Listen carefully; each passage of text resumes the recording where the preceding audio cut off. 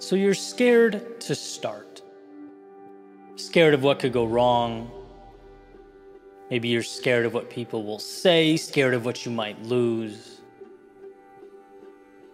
Perhaps you're scared of hurting your ego, your pride. Scared of a world that isn't quite as predictable as the one you're living in. These are no small variables, you think to yourself. And so, yeah, why wouldn't you be scared to begin? But I have a question. How scared are you to not go? How scared are you of things staying exactly the same? How scared are you of looking back in 50 years and wishing you'd given it a try? How scared are you of seeing those around you, perhaps with a tad more courage, live out meaningful lives while you watch from afar? How scared are you of being the person who tells stories about how they almost tried, almost jumped? Stories about how things could have been if only. Because to me, that's far scarier. In fact, when weighing these two options side by side, I find that not going is almost always scarier. And maybe that's it. Understanding the normalcy of being nervous to start something new. It's human. It's a mere fight with our biological tendencies. Right? That's something every person deals with, and that's okay. To go is to jump into that pool, to feel the cold water on your skin. And yeah, temporarily it's uncomfortable. There's shortness of breath. But then you acclimate. Right? You're presented the luxury of a swim on a warm summer day. You get the feeling of being refreshed and renewed. Being scared to go is curable. Because in going, the fear is undone. The pain is ultimately diluted. Here's the catch, though. There is no cure for not going. You don't acclimate to dreams never realized or paths never taken. You don't warm up to the question, what if? Next time you find yourself worried about what could go wrong, scared about what could become of you as you embark upon something new, realize the normalcy of that feeling, a sentiment shared by all humans. It doesn't mean you're wrong. Fear is the cost of admission. Fear kicks and screams the hardest when it knows it's about to be broken down and destroyed.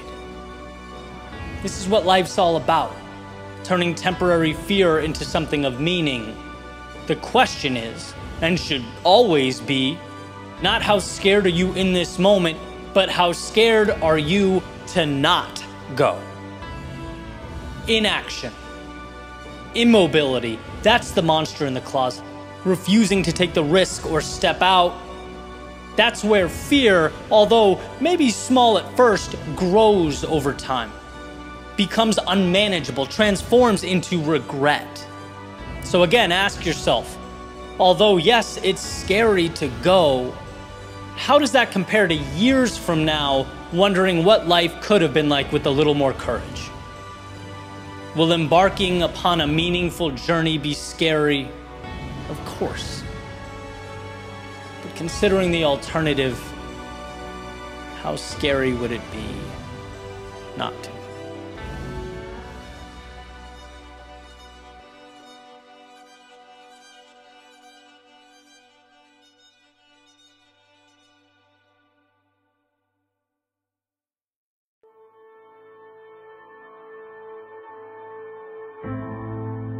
We all fall down, but only a few choose to get back up. A few depersonalize failure.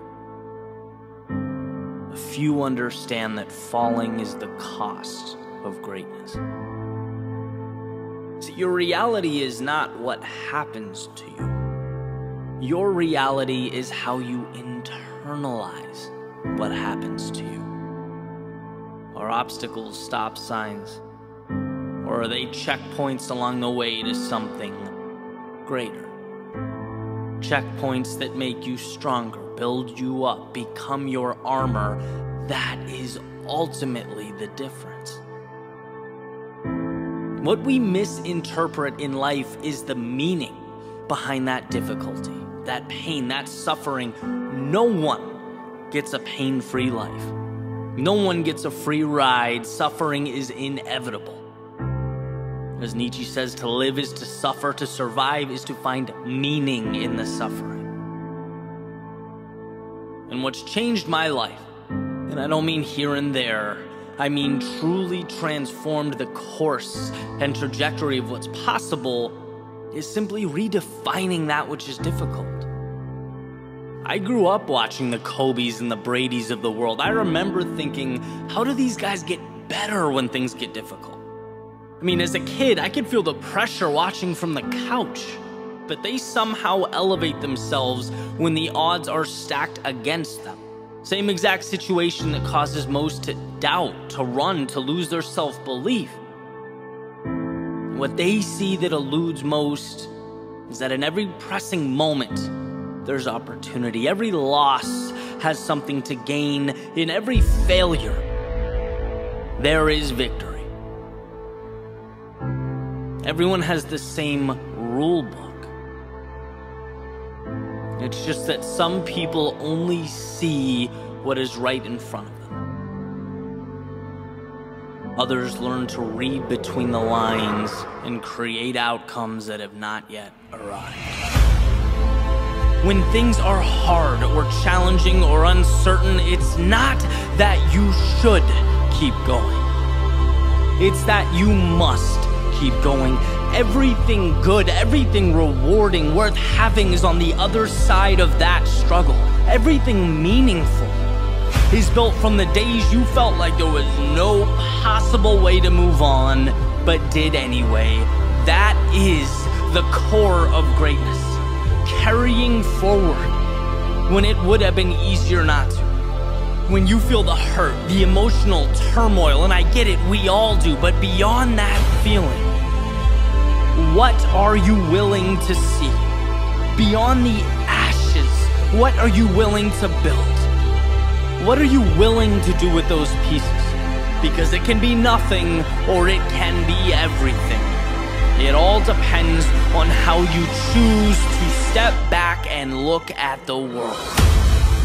Your perspective becomes the roadmap for your reality. So understand that feeling down or lost is normal, but staying down is a choice. There are no problems. There are stepping stones, the very situations that make you who you are. The little decisions that over time equip you to step up when it matters most. When the pressure's on, the odds are against you, the rest of the world says no. No matter how hard it gets, there is an answer. Rise above the emotion, the chaos, the present moment, and see the big picture. Not only will you survive, you will be better because of this. Because you kept moving forward when it wasn't easy. No matter how hard life got, you never lost sight of the opportunity. And that made all the difference.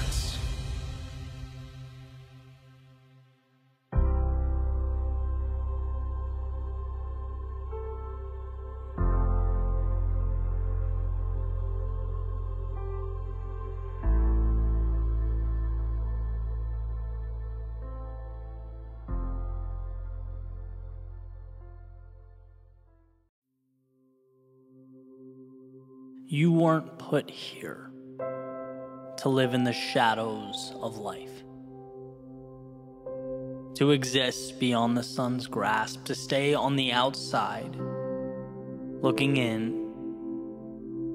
No, you weren't put here to live in the shadows of life. It's important to remember the difference between now and forever, the distinction between today and tomorrow, because from time to time they look deceptively similar. Especially when we inevitably find ourselves in the darkest of times.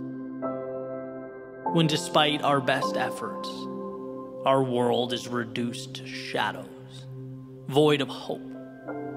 When tomorrow and today have merged into one endless entity, it always seems to be in these times that we forget that right now is just a moment,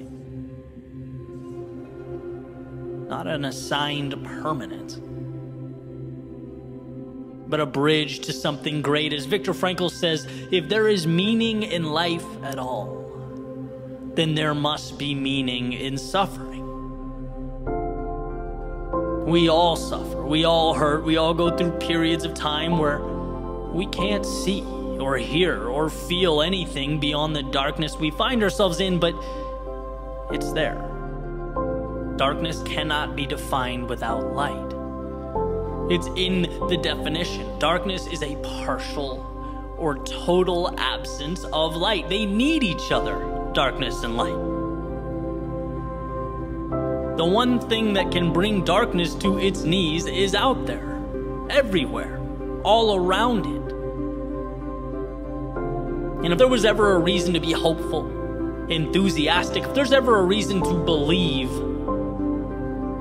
it's that a new life is always a light switch away. It's that darkness is as temporary as the day. And the antidote requires only that you believe it to be true.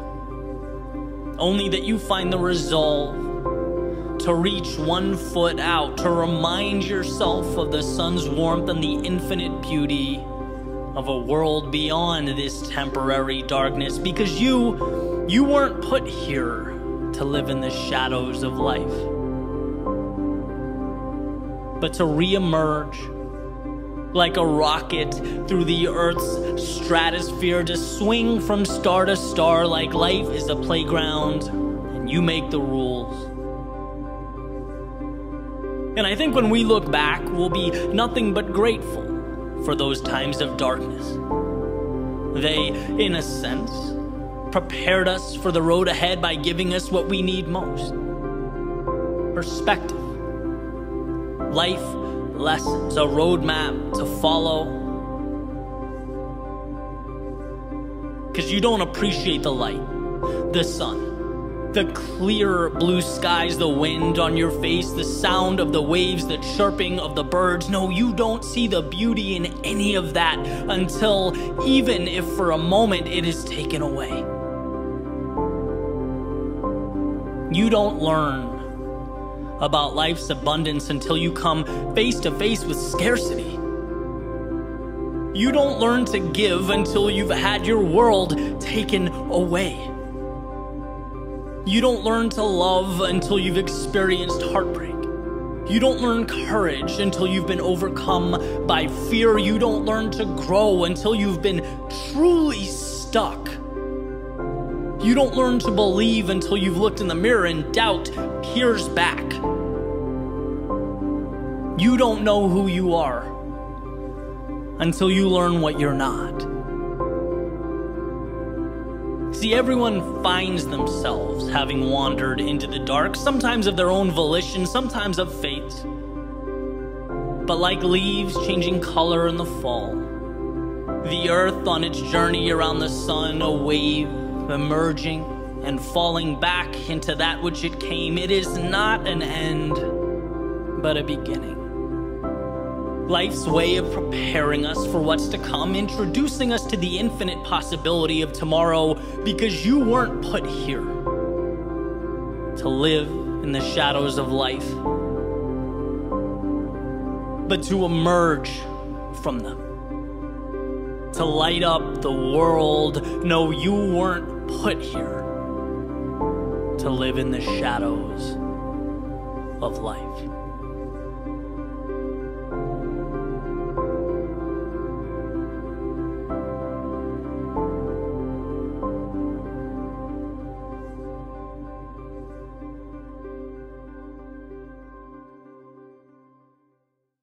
right? The doer usually gets further than the thinker, because the thinker stays there in thought and the doer creates through trial and error, through ups and downs, wins and losses, some type of progression. The universe doesn't give you what you ask for with your thoughts.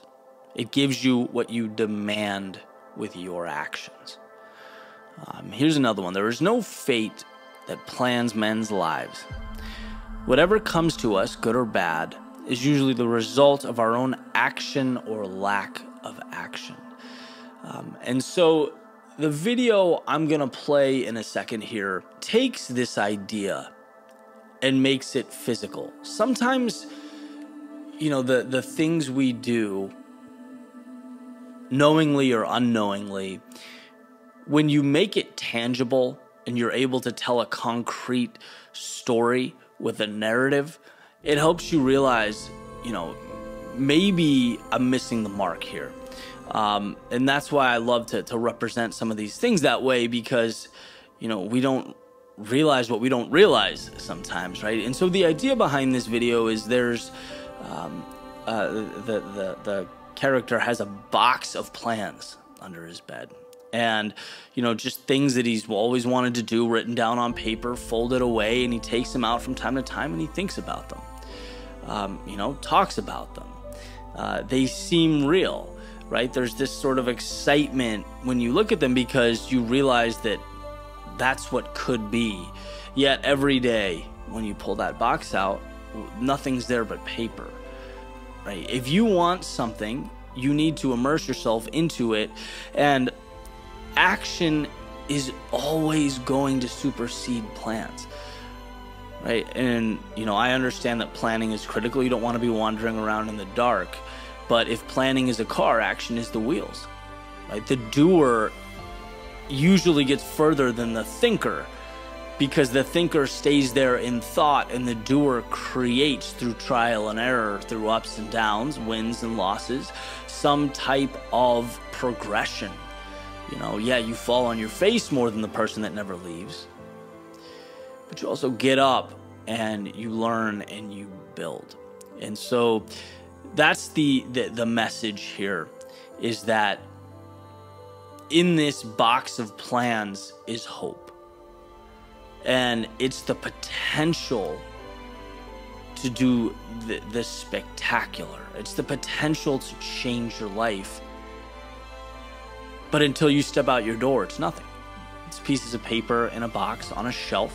It's conversation you have with your friends, your family. It's things you think about when you wake up or when you go to bed, but it's not real. And to make something real requires the courage to not know, right? To attack something without knowing. Maybe even the specific trajectory. You know, you just that's what life is. If we had all the answers, what would be the point?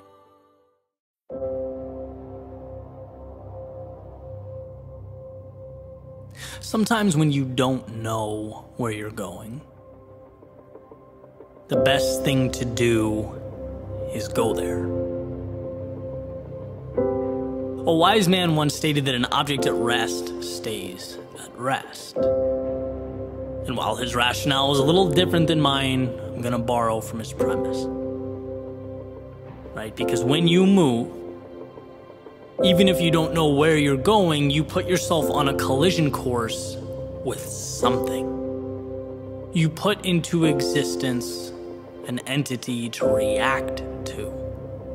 Some call it destiny. Others call it fate. I call it simply initiative. Because if your journey is hypothetical, you have nothing to celebrate nor correct. A sailboat can adjust its sails once it leaves the harbor, right? It can learn from and manipulate its surroundings, make sure it arrives at a destination, right? It learns and adapts along the way. But from the harbor, it speculates.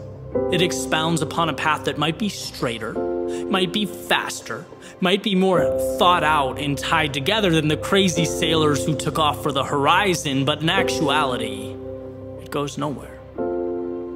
In the real world, it is stagnant. And I could be wrong, but I'd make the argument 10 out of 10 times that the real world is where we want our results.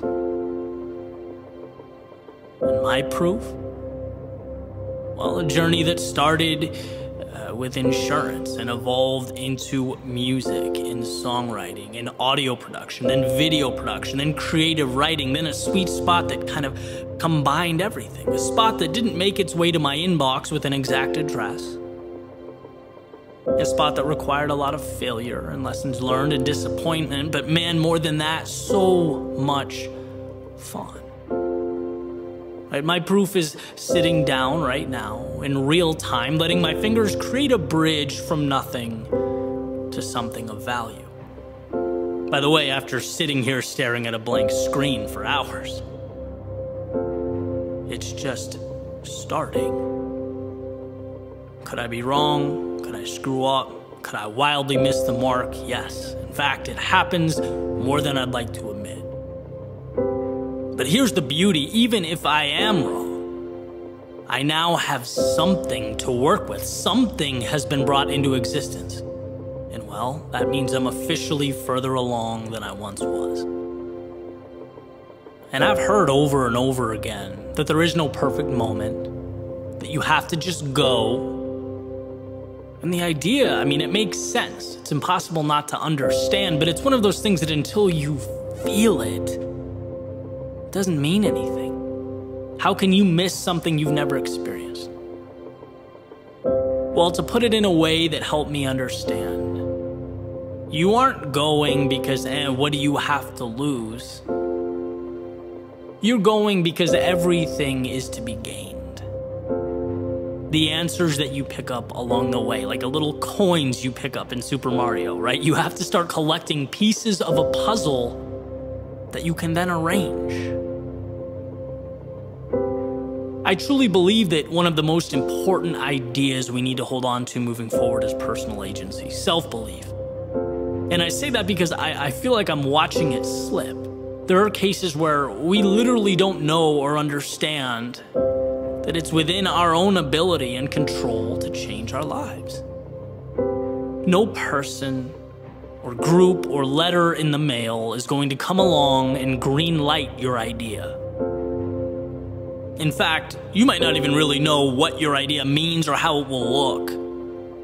And that's not only okay, it's amazing. It's the marble that you get to chisel away at to create something. See, life is not the perfect execution of a plan. Life is the courage to make your way into a world that no one really understands or knows anything about. And I'm not talking physics or biology or quantum mechanics. I'm talking about the real life that is emergent from those areas of study, right? There is no perfect formula for happiness. But it will always be true that immobility or standing still is antithetical to progress. And there is plenty of data that supports the idea progress equals happiness. We want to move towards something. So that's what this is about, right? Here's to not being scared of what we don't know. Because somewhere in the realm of what we don't know exists what we need most. So yeah, stop waiting for the perfect moment. And yes, begin. But not because it's an ultimatum. Do it because the things that make life fun and intriguing and exciting and ultimately worthwhile, they live on the other side of your front door.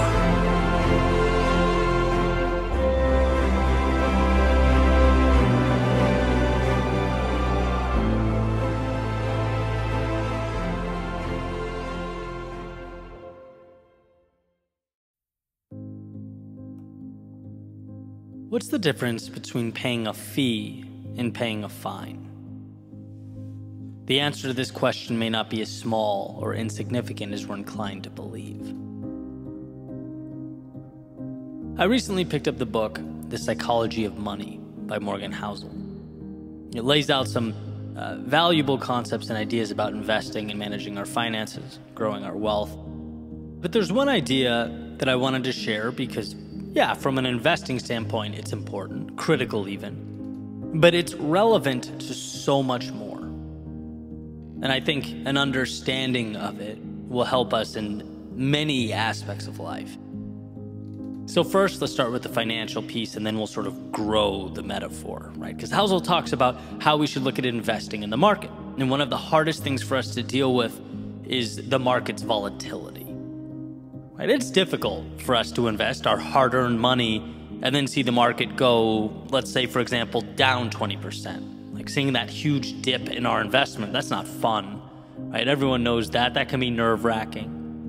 And it dissuades a lot of people from investing or keeping their money in when they should. It ultimately keeps them from getting the returns available to them, right? But here's the point he makes. He says those people who see that volatility as a fee and not a fine are more inclined to win in the long term. Understanding that market returns are never free, they demand a price. And that price is the roller coaster ride we all have to deal with. That is the market. It's the ups and downs and highs and lows. That volatility is the cost of admission. And if you understand that, you're more inclined to stay calm. Keep your long-term vision. You're more than likely to come out on top.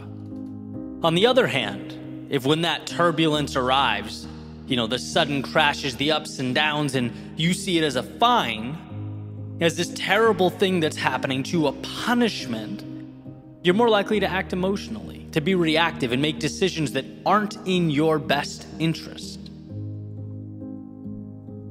To drive the point home, he mentions Disneyland, for example. The fee is $100, and people will gladly pay that fee because, they get that great experience with their family, their kids that they'll have for the rest of their lives. That $100 isn't a fine. It's not a punishment. It's an intentional, deliberate trade of one thing for another. And if you were to look at it as a fine, you'd never get to enjoy that experience. If you thought that $100 was a punishment, it just wouldn't be the same, right? And so why do I bring all this up? Because I'm a firm believer that the best things in life all come with that price, or a fee, as Housel states. But I also think we sometimes have a tendency to look at that cost, that very same cost of admission, as a fine, as a problem. When really, no, it's just trading some turbulence now for a reward a little bit down the road. Sometimes the right thing is the hard thing, the uncomfortable thing. With dividends, it will pay so long as we understand that it's opening the door to something greater. Leaving a situation is not good for you hurts, right? We've all been there. We all know this in some capacity. But it's not a punishment or even a bad thing, right? That discomfort associated with walking away is a fee that will enable you to live a more aligned life in the very near future. Or let's say you're building something meaningful, something you care deeply about, but it's just you and the idea. There is no validation, certainly no external reward, not yet, and continuing forward in those moments is hard. It's taxing, emotionally draining even. But this feeling, again, isn't a punishment. It's not a fine. It's the fee. It's the cost of admission to bring something into life that wasn't there. Life's greatest moments are expensive. It's just, are you going to pay the fee to bring it about, or the cost of regret at a different time? And you get the point, right? You can take this and apply it to so many things. Falling down, criticism, feeling lost, having to start from the bottom. These things are not fines, they are fees. They are price tags. And so often, the initial price is a bargain compared to what we'll get back. We just need to stop perceiving their mere existence as the world working against us. No, these are opportunities in disguise. It's easy to walk by the important things, to dismiss the uncomfortable things. The harsh truth is that our greatest opportunities are often intertwined in our distress. That's why so many people walk away from the things that will make their lives better. That's why so many people pull their money from the market when it takes a dive. So many people walk away from a project or idea when things get challenging. Or conversely, it's why so many people do nothing at all. They stay in situations they aren't happy with and know they need to change because the fee to get from point A to point B feels too steep. But I think the value is in comparing the discomfort, the cost, the fee to what it's going to bring you down the road, because often it's a bargain. We need to remember that what it will ultimately provide has life-changing potential. Understand that resistance is not a fine. It is not the world telling you no. It's life asking you, hey, do you really want this? Because if you do, it's yours, so long as you sign the dotted line and pay the price. Most people will be dissuaded by this. Most people will turn and walk away, but most people also leave a hell of a lot on the table. And I don't want that for you. You don't want that for you. The world we live in is one of abundance. So when life pushes back, understand that it's merely positioning you to move beyond your limits, to redefine your worldview. And while admission isn't free, it's well worth the price.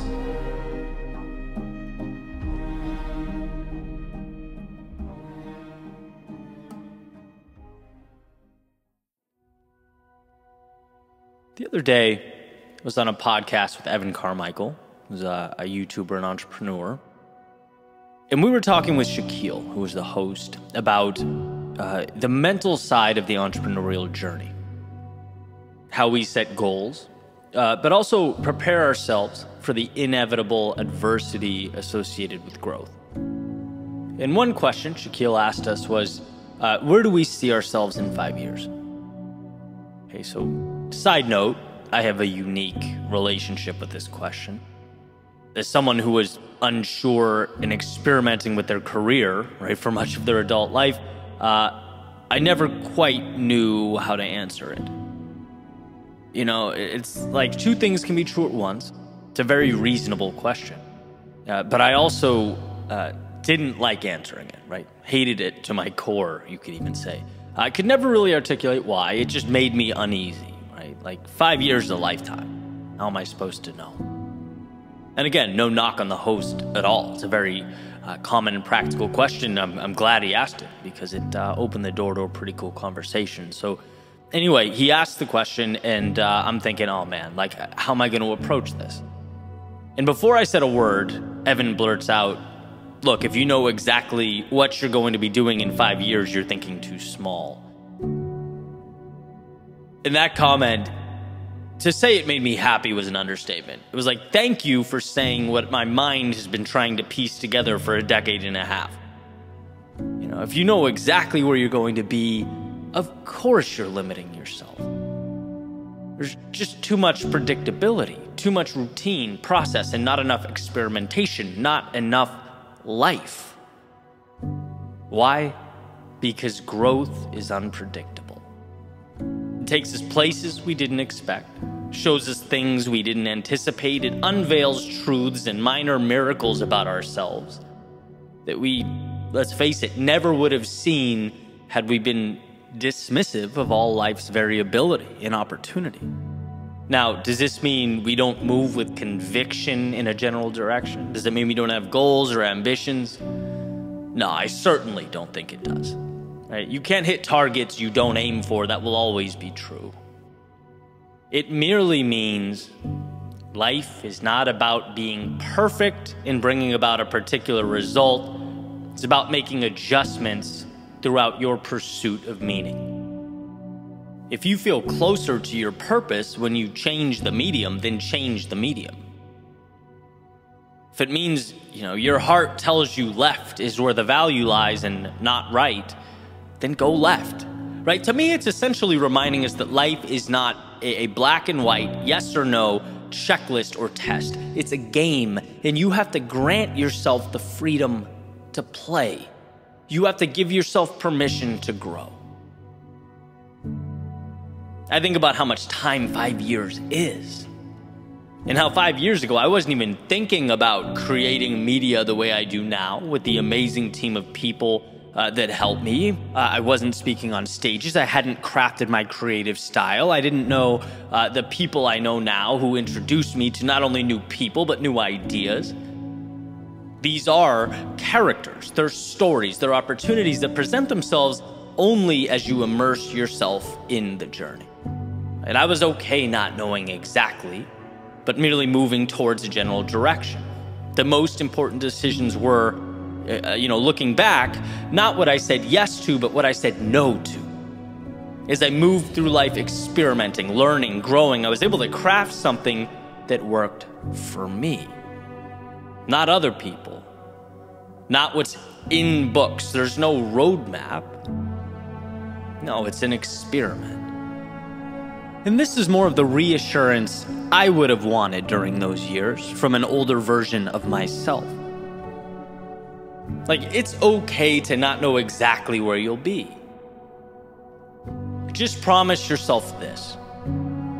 If it matters to you, you'll find a way to move to it, with it, towards it. And if it doesn't, then let it go. Surround yourself with people that lift you up. And if they don't, let them go. You'll hear a lot of talk about the right way to do things, especially in this information age. Those ideas and decisions may have in fact been right, but they also may be wrong for you. Try, test it out, and if not, let it go. The experiment that is your life is the reward. It's a luxury. It's such a beautiful ride. Don't box yourself in because of some made-up theoretical plan. Don't avoid the path to a new world because I checked my list and this doesn't line up with where I said I'll be February 23rd, 2028. Nah, go live your life. Do your best to exist in that place, the intersection of what you love and what adds value. Let it bend, let it transform, let it teach you things about yourself and the world. There aren't correct ways to live, but I think there certainly are some wrong ways. And that's time spent out of obligation, adhering to a story that means nothing to you. Push. See what life gives back. Your footsteps in the aggregate will reveal truths and tell stories you could never have even dreamed up. It's in going that your book is written. And just a friendly reminder, people don't read books for the last page, the ending. No, they read them for that stuff in the middle, right? The journey. So next time I'm asked what my 5-year plan is, I'll probably say same as my 10, 20, and 30-year plan. I don't know. But I can tell you, I won't lose sight of that North Star, the one that calls my name. But at the same time, I won't be afraid to wander into the night. Dance in the moonlight, even get lost in the shadows from time to time. Growth is directly correlated to one's willingness to push forward into the dark. And into that darkness we shall go.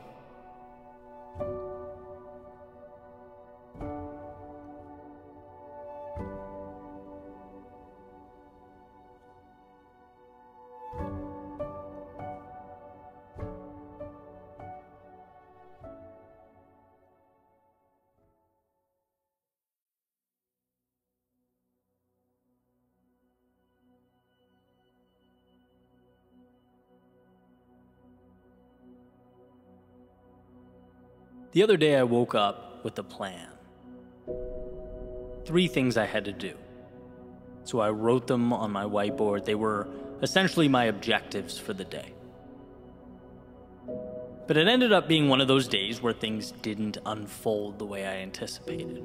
And for a variety of reasons, curveball after curveball, with some sloppy decision-making sprinkled in there.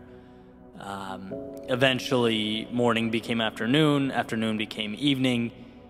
I found myself exhausted and looking up at a whiteboard that was showing me I had accomplished none of the things listed.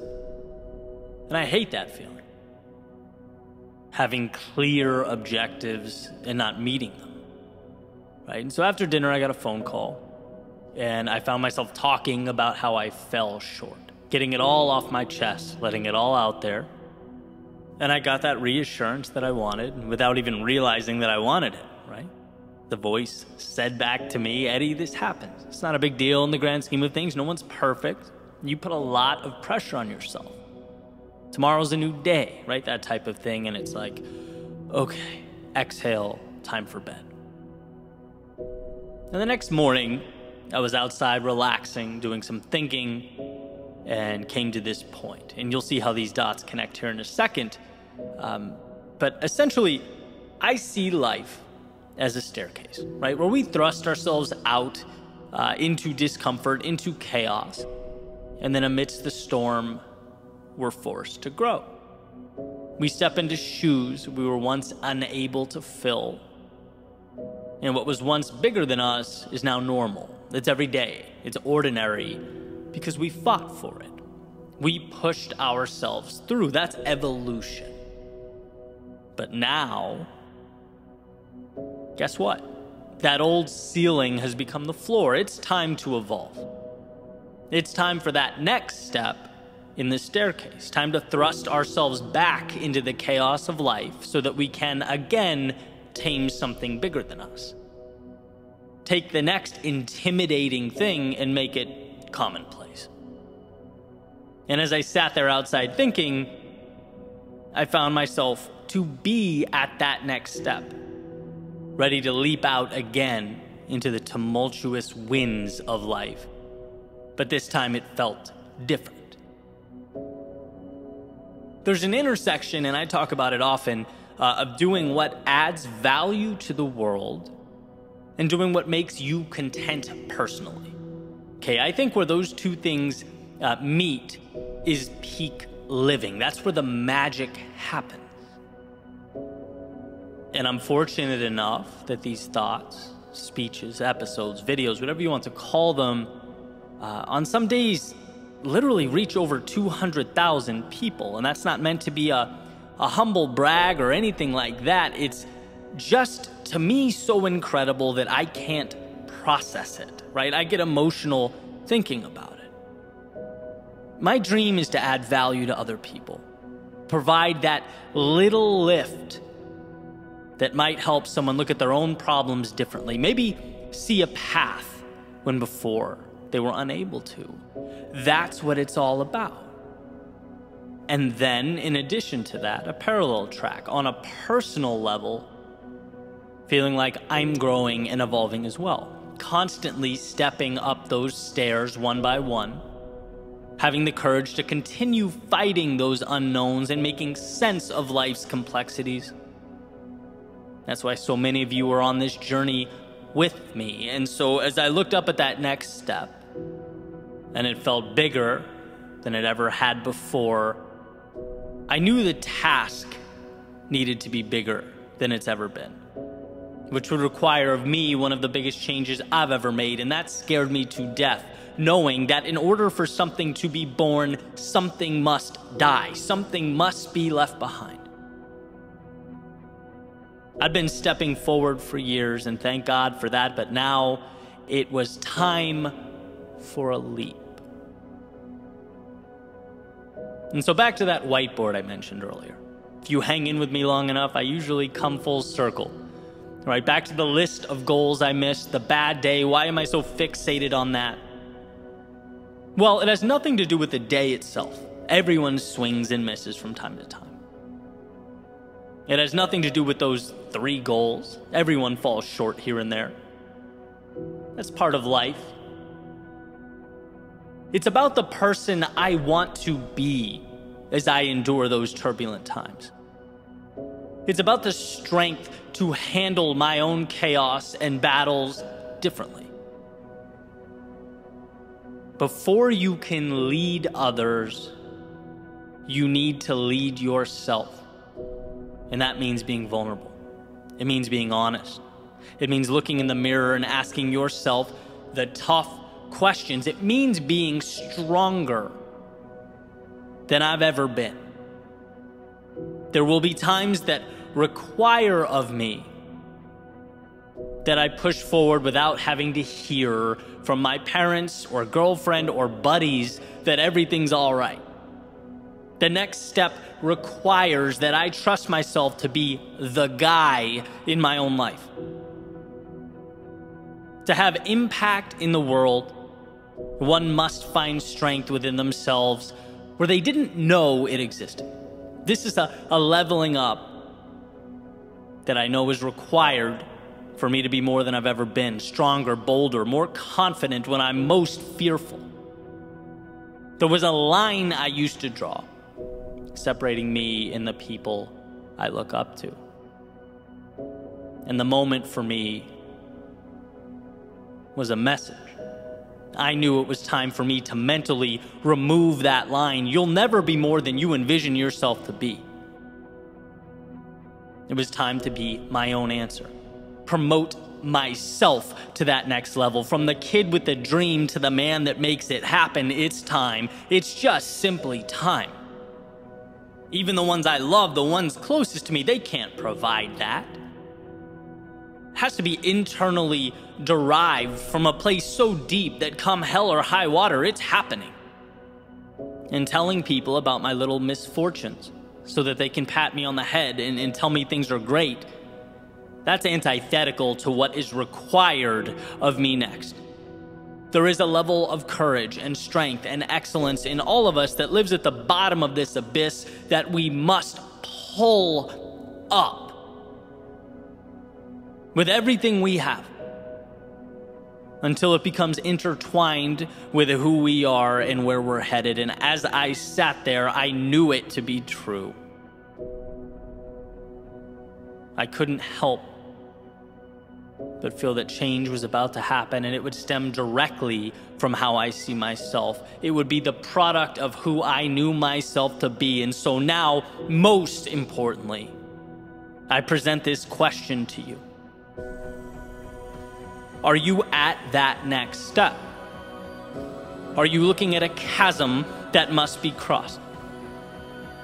Where all your little decisions, all the courage and discipline and strength that you utilized to get here, that has positioned you for this moment, is it telling you something is next? Is it time to dig deeper and be more than you have ever in your life been? And my example, by the way, was not about holding in our problems or dismissing those around us. Asking for help when we need help is courage. The small circle we surround ourselves with is a direct reflection of who we are. No, for me, it was about being the type of person who trusts myself to weather those storms. About moving with greater conviction. Graduating from going to be to is currently. That whiteboard, that phone call was the turning point and nothing more. And my example may fit your life like a glove. You may think, wow, that's exactly the lens I need right now. But maybe it's not. Maybe your situation is a little different. Maybe the road you're on is newer, less traveled. Maybe it's the courage to take that first step, to play the student perfect. Because whatever it is, as you look up at that next step, what matters is that you know in your heart and soul that you have what it takes to become that person. It's not bigger than you, it is you. Someone once told me that the world will not believe it until you do. So believe. Believe it like your dreams depend on it, because as it turns out, they do. As it turns out, everything about your future is make-believe until you breathe life into it. Look around you at your current reality. Remember that it is a product of what you've allowed, and that at any time you can up the ante. Climb the step, reach a new level. You have it within yourself to do that. Just give yourself permission to be that person. And it will be scary. It's going to hurt at times. But let's be that vulnerable. Let's show the world what we can create when we move into it as though it's ours. As though destiny isn't assigned, but written, one beautiful act of courage at a time.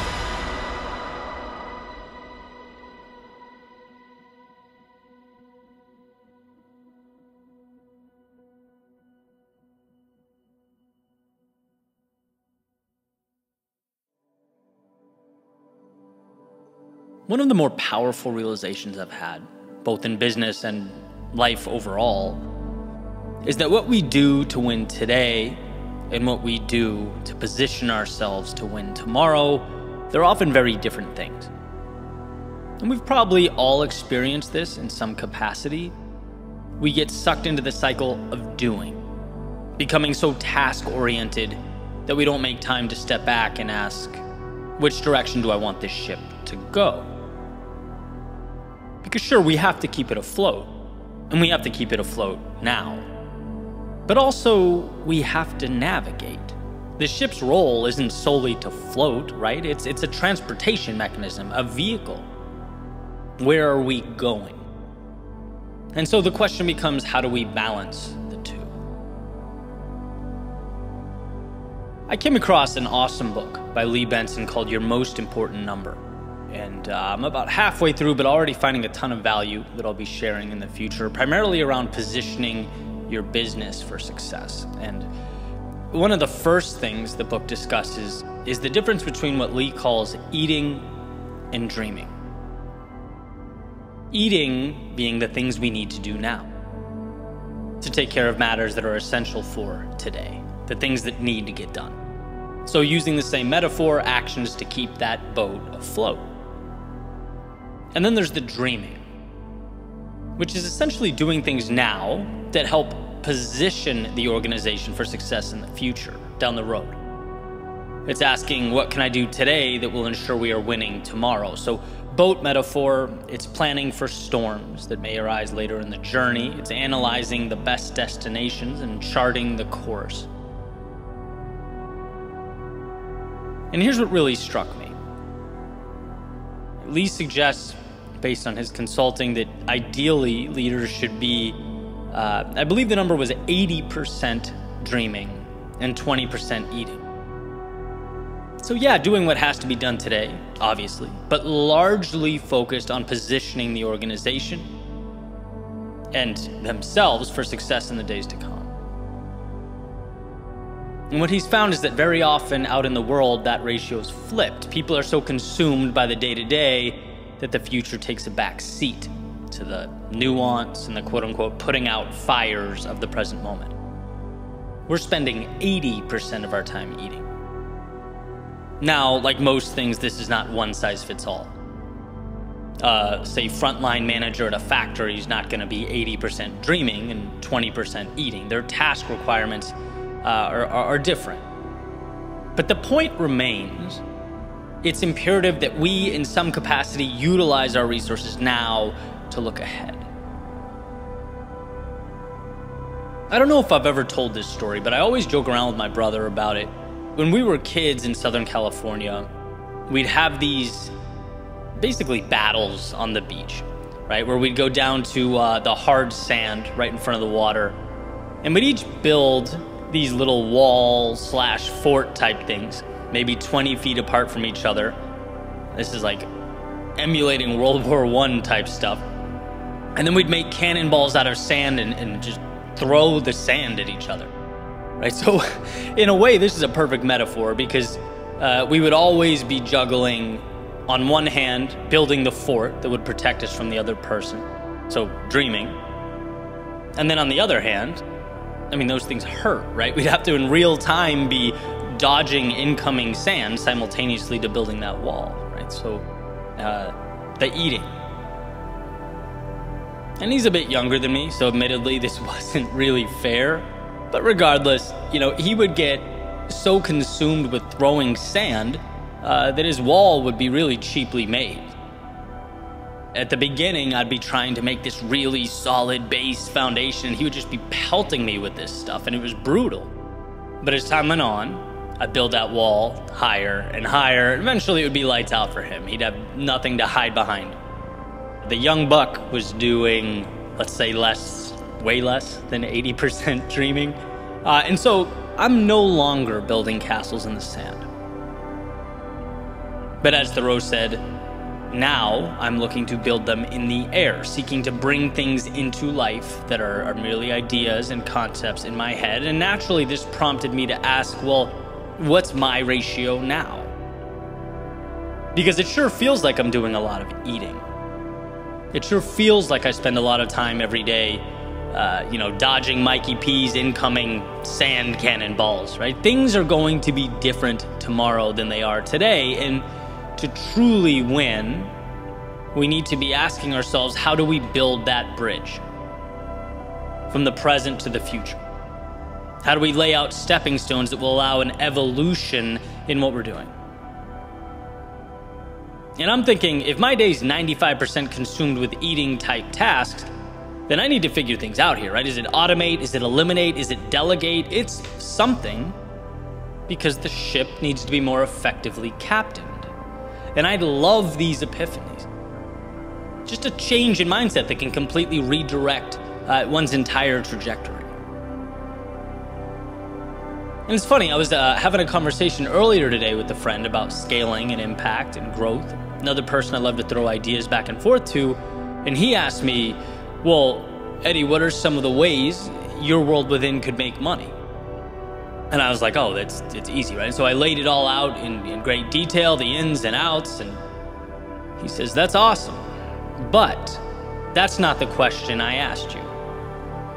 You answered a different question. You answered, how is the business making money now? I asked, how can it make money in the future? Boom, another epiphany. One of those instances where you catch yourself thinking small. And this isn't a knock on the work I'm doing now or the systems in place now. They're great now, but again, now isn't forever. If you have plans to add more value and create more impact, build more things, that has to be baked into your time and resource allocation. We all have to eat because we don't want to starve, but we also have to dream. Because if we're unable to look ahead, we simply will not be equipped to handle the turbulence of tomorrow, right? There's a duality to this game. And I think the ratio with which we're juggling the two deserves consistent attention and examination. Now, yeah, life is seasonal. There are times where keeping that ship afloat takes everything we have. But it's understanding that that is a season and not the way things are. Dreaming allows us to start moving in the right direction, even if it's one small step at a time. Building today piece by piece, something we can stand on tomorrow, a staircase to the version 2.0 and 3.0 and 4.0. The future depends on what we do today, and so we must create space for that seed to grow. We must chart the course and captain the ship to the next horizon.